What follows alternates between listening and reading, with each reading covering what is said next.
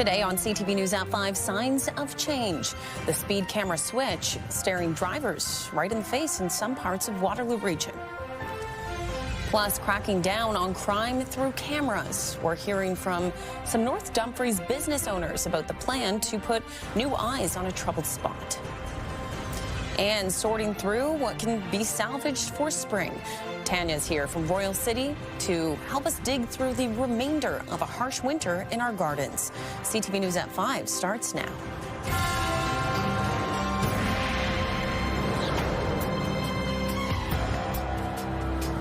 Good afternoon, everyone. Thanks for being here with us. First at 5 today, the new chapter of speed control on local streets. Large new signs now facing drivers where automated speed cameras used to be in service. CTV's Alexandra Hollick has more on the shift. The automated speed enforcement cameras that used to be up here on Fisher-Hallman Road in Kitchener have now been replaced by these. Flashing lights and oversized signs. The new signage comes from the province after the Ford government banned speed cameras in November. At that time, the province launched a multi-million-dollar road safety initiatives fund, giving municipalities money to install traffic calming measures. The region of Waterloo received $840,000, setting up the new signage in several school zones and areas where speed cameras once stood strong. While speeding tickets stopped being issued on November 14th, many municipalities, including Waterloo Region, kept the cameras up to track traffic and speed data. A staff report with the findings of that data is expected to be presented to the region's Sustainability, Infrastructure and Development Committee next week. I know in other municipalities and in their reporting, it showed that that change of behavior that we were noticing has gone down. So I'm very curious to see this report that comes to council next week. As for how efficient these signs are, experts say there isn't enough evidence to prove they work. At 6, we'll hear from drivers on what they think. Alexandra Hollick, CTV News, Kitchener. And another alert to drivers about the seasonal tire switch. Police have been sharing more reports of wheels flying off vehicles, saying in some cases they likely weren't properly torqued. Police say it happens every spring, and this year is no exception. OPP have already shared multiple photos and videos of incidents where wheels have come flying off personal and commercial vehicles. Experts have recommended a follow-up visit after a tire swap to have them retorqued. They might not be torqued properly or installed properly. We experience a lot of wheel-offs on our 400 series highways. Some of the things that happen is collisions, damage to vehicles. People are stranded in live lanes of traffic because their wheels have come off. In addition to the risks of a crash, police say fines can also be handed out. CTV's Hannah Schmidt will have more on this story coming up tonight at 6. And for now, we'll turn to our first check on the forecast. Also a reminder to get those tires switched if you haven't already. I do have an appointment. It's definitely a headlights on kind of afternoon, too. It's certainly been a bit dreary and dark and rainy, and unfortunately, we're going to see a lot more of that this week. Yeah, total opposite of what we saw yesterday, hey? Absolutely. Now, the sun is expected to make some appearances this week, but temperatures are going to shift lower than seasonal. So we are still in that roller coaster ride of spring and a few more weeks till summer, really. Okay, well, we got to take it when we get it, and when we don't, you know what, just enjoy the dreary conditions. You got it. Let's take a look at our radar. It gives you a little bit of a picture. We are not seeing too much of that rain that we saw last night still lingering in our region. We might see a couple spotty showers here and there, but unfortunately more is on the way. We will see some rain tomorrow. Right now, though, sitting at a very comfortable 16 degrees, a westerly wind at 19 kilometers an hour, so not too windy out there. Around the region, not bad. It is a warmish afternoon, Leah. Not too bad at all. All right, we're going to take a quick break. We'll tell you what you need to know as we do. It's winner take all, Game 5 in the Basketball Super League Championship Series. KW Titans taking on the Sudbury 5. They're looking to bring the league's Super Lily Trophy to Kitchener for the first time. It's all happening at the Odd tomorrow night. Tip-off 7 p.m. You can grab tickets online or at the box office. Stay with us. Download the CTV News app and stay on top of local stories as they unfold. We go to a dramatic scene unfolding. Customize your feed and watch live wherever you are. CTVKitchener.ca, your home for news. Fire officials in Cambridge say an electrical fire last night caused $1.5 million in damage to some townhomes. The damage still very visible today at the scene along Aurora Common. The Cambridge Fire Department says they were called to the incident around 8:45 p.m. last night and that the fire spread to 2 neighboring units on either side of the original scene. Officials say this is an important reminder of the need to keep electrical safety in mind. There was no word on any injuries. Fire officials say the investigation is ongoing. Condolences are pouring in for an OPP officer who died in the line of duty yesterday east of Toronto. Sergeant Brandon Malcolm died in a single vehicle motorcycle crash on the 401 near Coburg late yesterday afternoon. The 33-year-old officer had joined the force in 2020. He was described as an accomplished officer and a highly respected leader. He was also a member of the OPP's Golden Helmets motorcycle team, which travels the province putting on shows at fairs, festivals, and parades. The OPP commissioner today said hearts are broken and that Malcolm's life was taken far too soon. His career goal was to become a police officer. He had been an auxiliary member with Toronto Police, a member of the Canadian Armed Forces, and in 2020 he joined the Ontario Provincial Police. He was living his best life as a police officer, a very proud member of our Golden Helmets, the Precision Motorcycle Team, a skilled motor officer, and doing an incredible job serving this province and dedicated to his community.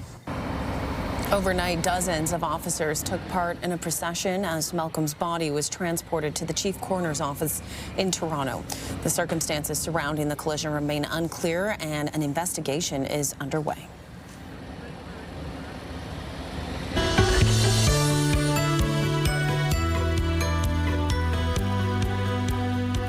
We're back at Royal City Nursery. Of course, it is the sort of in-between season. Spring can be cold, it can be warm, and it's hard to tell sometimes what is still alive in your garden. So, Tanya, please tell us, how can we tell if something is alive and we should let it be or maybe replace it? Well, the awesome part is at this point we're not going to replace anything until at least the middle to end of May. Okay. Right? And this is a question we get all the time, and I know we're kind of giggling, but it does actually happen. So is this thing alive? How do I tell? So if we take a look at this one. This is an ornamental grass. This one is a switchgrass. Looks like a beautiful pot of sticks. Right now it is a beautiful pot of sticks. It's very much alive, so most grasses aren't going to do any kind of show until the middle to end of May. So we're just going to leave these be. I pulled out a hosta, and depending on where you are in your yard, so my hostas are up about ½ an inch right now, and we're in the 3rd week of April. This one, the poor little dude is in there. Just barely sprouting. Yep, it's like an 1/8 of an inch, right? So again, we're not going to worry about it at this point in time. We're just going to let it be and do its thing. Hostas are going to be late. Grasses are going to be late. What about a shrub? It's shrubs. So this one is a dervila, or a bush honeysuckle. You can see buds are already starting. Okay. So sometimes you need to be up close and personal and take a look. And if you're not sure, easiest thing, and I did this a little earlier, is just take your thumbnail and we're just going to do a bit of a scratch test. Okay. So I just want to shave off a tiny bit of bark, see if it's green underneath. As long as it's green, we've got hope. Okay. If we don't see, if these leaf buds don't pop out in the next week or two, all we're going to do is prune off the top 3 or 4 inches and just leave it be. Okay. So middle to end of May. So these dead leaves, don't be alarmed. Nope. Give it a couple more weeks. This is last year's. We're all good. Perfect. Now we're actually going to take a look at the beech behind us. Yes. So this is a weeping beech. The weeping beech don't leaf until the middle of June. Oh.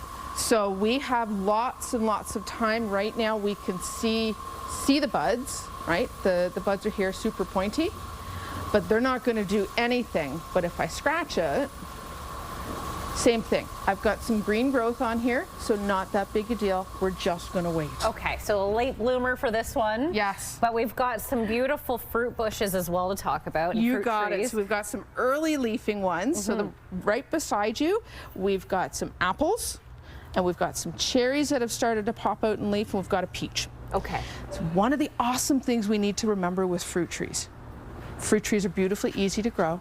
Be careful of peach. That one's a little testy, so that's a gardener 2.0. Okay. Maybe season 2 for that one. You got it. But apples and cherries and even plums and pears, you need to make sure you have 2 different plants in the yard. So 2 different apples, 2 different pears, 2 different plums, 2 different cherries. And that's for cross-pollination? Bingo! Love Woo! it. Yes. So that way the bees can find them. Okay. And that way you get fruit. Better harvest. Yes. Fantastic. Better harvest, bigger fruit. If we take a peek at the trees behind me, so now I've got in a plum and a pear. And right now when we look at it, there's all kinds of nursery tags on these. This is what's called a combination plant. So on this plum, we've got 1, 2, 3, 4, 5 different kinds of plum on one tree. That's incredible. So each branch basically producing its own variety. You got it. I love that. So for those of us that don't have a lot of space for fruit trees, we can't afford room for 2 plum trees, get a combination. So this would eliminate the need for the 2. Bingo. Awesome. Yes. Okay. So combos come in plums. I've got a combo pear here. You can also pick up combination cherry and combination apple. Fantastic. So even if you want 2 trees, now you can have 2, you can have a pear and a cherry with 1 each. Oh, that's amazing. Easy. Super easy. Now, of course, up front here, we can't forget my favorite things. So what's your favorite? My favorite berry? Yes. Ooh, probably a toss-up between blackberry and raspberry. Oh, sweet. Then I'll take the blueberries. I'll give the raspberries to you. Done. So when we think about berry bushes, ones are okay. So on this blackberry, 1 is just fine. And we're looking at this going, is this thing alive or dead? We've got itty bitty buds in here. We're not doing too bad. Okay. This blueberry is started. We've got some buds. I've definitely got buds on this blueberry back here. Now this is a semi-evergreen one. So I'm also seeing some burnt leaves, and that's okay. Those will fall off. Okay. When we look at berries, blueberries, blackberries, raspberries, currants, gooseberries, all of them just need 1 plant. Easy. And we also want to make sure when you're planting too, berries have a slightly different need. Here in Guelph, PW, we are an alkaline soil, we're lime-based. These guys all love acid. Okay. So we want to make sure we're using the appropriate fertilizer. Very appropriate. I gotta say it. But you want something that's a little bit higher in acid, and that's going to go on right now when there's not a whole lot else to do in the garden. Get your fertilizer in, get your mulch in, do a little bit of cleanup, and in a couple months you're going to get some. You're going to get raspberries. I'm going to get blueberries. Love it. Thank you very much. We'll talk soon. Good stuff. All right, checking our need to know calendar as we take you to break. Things are heating up in the OHL's conference finals. Catch Game 5 between the Rangers and Spitfires this Friday night at the Odd. The series has been electric. Grab your ticket before it sells out. Puck drop 7 p.m. Friday. When you see it happen, send it to CTV News. Text 10400. From your screen to ours. Text 10400.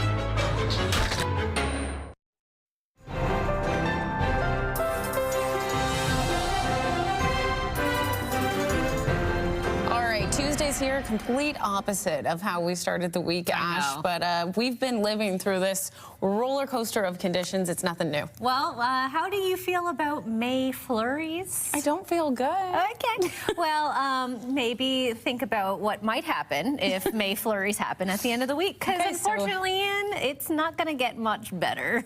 The winter parka is still in my front closet, so I'll leave it there. Maybe don't put it in storage just yet. Hold on to it maybe until next week. Okay, gonna have to apparently. We got a good little preview there. Let's take a look from Cambridge this afternoon. Dave Pettit, our camera operator, bringing us this beautiful shot. Look at that sky, very ominous, very dark, and we had so much rain come through. Now, we aren't really expecting much in the way of precipitation for the next few hours, but more rain is on the way. And as I just mentioned to Leanne, by the end of the week, that rain might even convert into some flurry activity. Again, I'm just bringing you the news. I'm not producing the flurries, so don't come at me. Let's take a look at our futurecast. That band of precipitation that brought all the rain earlier in the day has now moved on from Waterloo region. We're going to have some clear skies, a little bit of cloud cover through the overnight hours, and then tomorrow we're going to start to see spotty showers in the morning with more rain pretty much consistently throughout the day.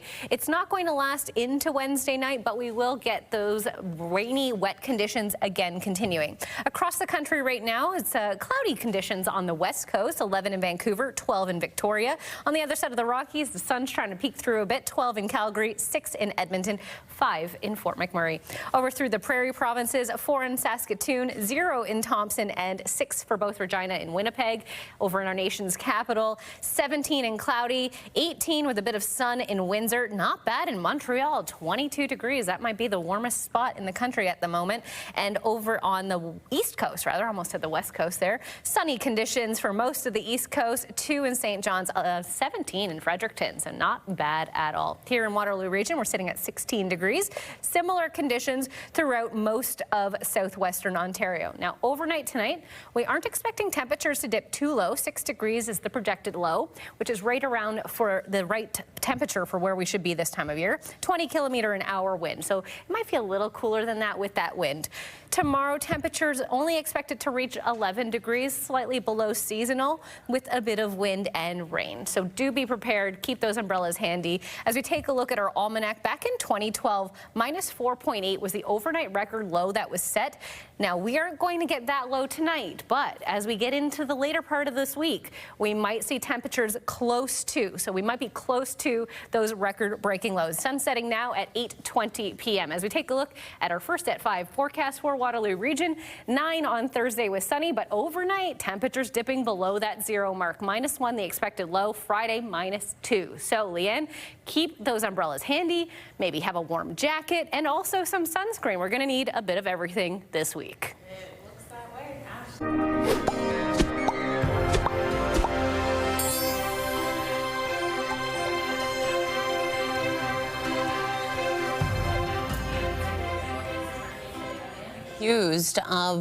A man accused of plotting to attack one of Taylor Swift's concerts in Vienna nearly 2 years ago has pleaded guilty as his trial began today.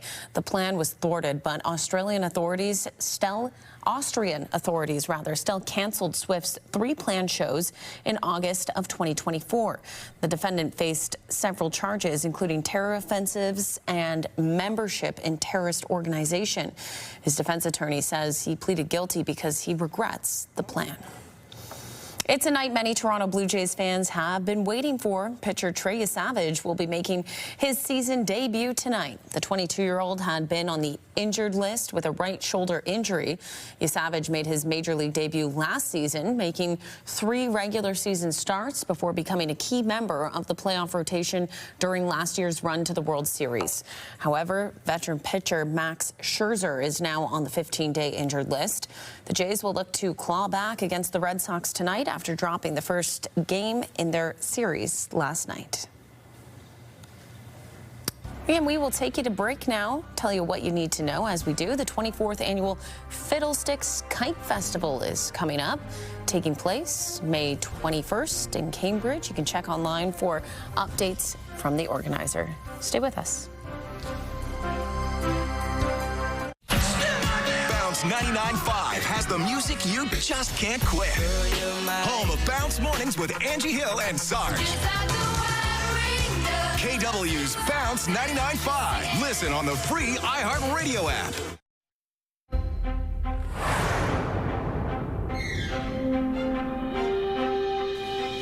Some business owners in Ayr are applauding the decision to allow closed-circuit cameras to be put up in a crime-prone area. Last night, council approved a proposal from regional police to use closed-circuit cameras along Northumberland Street and Alps Road. That's an area where business owners have been reporting thefts, and it's right near the 401 corridor. Police have said the footage would be used during investigations, including searching for license plates that may be used by criminals, but they've said they won't be monitored live and can't be accessed by all police members. CTV's Jeff Pickle will have more on the camera program and reaction to the decision in the next hour. The landmark Schneider sign that can be seen from Highway 401 in Puss Lynch has been damaged. The top left corner pieces of the iconic sign were missing today, and about half of the face had disappeared. Maple Leaf Foods, the company that owns the sign, tells CTV News the sign was damaged in a recent storm, but said, quote, "Rest assured that the iconic Dutch girl is not going anywhere." The company says it's working to have the sign repaired as quickly as possible. A local artist who's done a digital painting of the sign in a book on nostalgic installations tells CTV News although it's just a sign, it has a major impact on the community, and he was surprised to see the damage. It was sad, you know. A lot of people use this as, I mean, yes, we know it as the Schneider sign, but we also know it as the almost home sign. A lot of people, they see it and it's a welcome reminder that they're a couple miles from home. So I think it kind of hits people it strikes people in the heart a little bit. CTV's Colton Weens will have more on this story tonight at 6. The suspect in the shooting at the White House Correspondents' Dinner has been charged with 3 federal offenses, including attempting to assassinate the president, a charge which carries a potential life sentence. 31-year-old Cole Tama Allen made his first court appearance on Monday in federal court in Washington. In addition to being charged with attempting to assassinate President Trump, Allen was also charged with transporting a firearm across state lines and unlawful discharge of a firearm during violence. Allen did not respond to the allegations during his brief appearance. And a royal visit to the White House today. President Trump has formally welcomed King Charles as part of the 250th anniversary of the United States. The two greeted each other warmly during a ceremony on the South Lawn under gray, drizzly skies. And then the king addressed a joint session of Congress. We'll have more on what he said coming up in the next hour. And finally for us, the clock is ticking to file your income tax return. The deadline is April 30th, while self-employed Canadians have until June 15th to file. Tax experts say while the deadline might feel daunting, missing it altogether can be costly. They also say filing on time and using free CRA-approved software can help maximize your chance at the best return. A good reminder if you haven't done so already. Okay, we are going to leave it there. We'll be back at the top of the hour. Tony Grace will have your next local news at 6. If you can get outside before more rainfall moves in, hopefully you can enjoy a nice evening walk. We'll be back here at 6 and tonight at 11:30. For now, over to our colleagues in CTV National. Have a great night.